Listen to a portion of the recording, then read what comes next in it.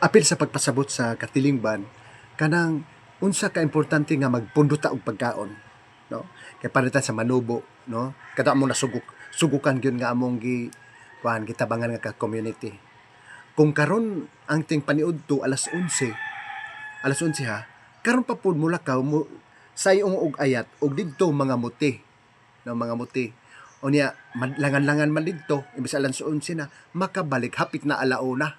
Itak-ang pa dito hapit na alas 2 ang paniudto. Ana ang kuan angay nga ireporma sa kinabuhi. So gipasabot nato og unsa ka mahinungdanon nga magpundo gyud ta og pagkaon na sa balay. Mananom ta og mais unya magtamod ta magmugna tag buos kay didto nato ipundo. Unya sa wala pay tingkaon maghikay na ta.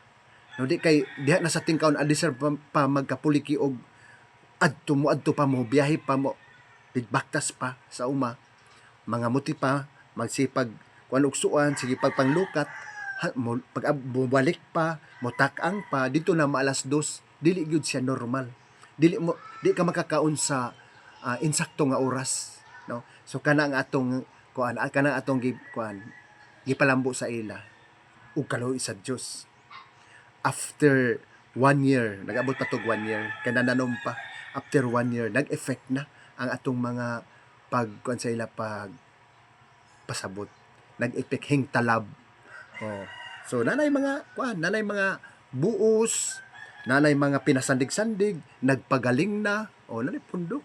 No, unya mohikay mga alas 10:30 maghikay na, alas 11 maghikay na, aron pag alas 12 nga tingkaon gyud, magkaon na.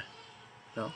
Kana ang atong nakuan nga kalambuan na itunol nga kalambuan sa atong missionary works.